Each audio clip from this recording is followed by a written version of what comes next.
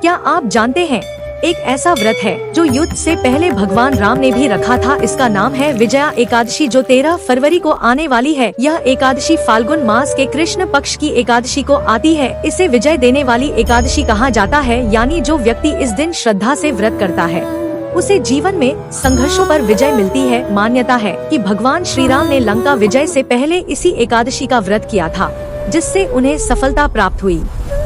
विजया एकादशी भगवान विष्णु को समर्पित होती है। इस दिन पापों का नाश होता है, बाधाएं दूर होती हैं, मन को शांति मिलती है, जीवन में सफलता आती है, आध्यात्मिक उन्नति होती है, मृत्यु के बाद उत्तम गति की प्राप्ति मानी जाती है। स्कंद पुराण में इस व्रत की महिमा का वर्णन मिलता है।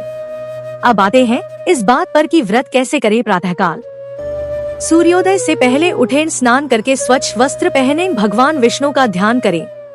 की पूजा कैसे करें? भगवान विष्णु की मूर्ति या चित्र स्थापित करें, दीप जलाएं, तुलसी पत्र अर्पित करें, फल फूल नैवेद्य रखें, विष्णु सहस्रनाम या एकादशी कथा पढ़े, ओम नमो भगवते वासुदेवाय मंत्र का जाप करें। उसके बाद आते हैं इस बात पर कि इस दिन क्या खाया जा सकता है और क्या नहीं। तो देखिए, व्रत में फल, दूध, दही, मखाना, साबूदाना, सिंघाड़े का आटा, कुट्टू, मूंगफली, नारियल पानी, यह सारी चीजें खाई जा सकती है। लेकिन कुछ चीजें ऐसी भी है जो कि आपको ग्रहण नहीं करना है। अन्न जैसे कि गेहूं, चावल, दाल, नमक।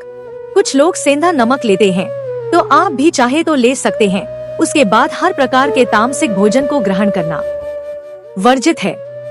अब आते हैं इस बात पर कि रात में क्या करना है। भगवान विष्णु का स्मरण, भजन, कीर्तन, कथा श्रवण, यथासंभव जागरण। इसके बाद द्वादशी को यानी कि अगले दिन पारण किया जाता है। ब्राह्मणों या जरूरतमंदों को भोजन दान देना शुभ माना जाता है। अब आते हैं इस बात पर कि विजय एकादशी को करने से आपको किस फल की प्राप्ति होगी। तो देखिए, शास्त्रों अनुसार इस एकादशी का व्रत करने से समस्त पाप नष्ट होते हैं, शत्रुओं पर विजय मिलती है, संकट दूर होते हैं, कार्य सिद्ध होते हैं, धन समृद्धि आती है, मोक्ष मार्ग प्रशस्त होता है। कहा जाता है कि इस एकादशी का व्रत करने वाला व्यक्ति मृत्यु के बाद वैकुंठ लोक को प्राप्त करता है।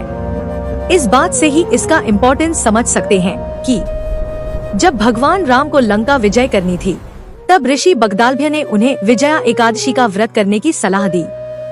भगवान राम ने विधिपूर्वक व्रत किया और उसके बाद विजय प्राप्त हुई, इसलिए इसे विजया कहा गया।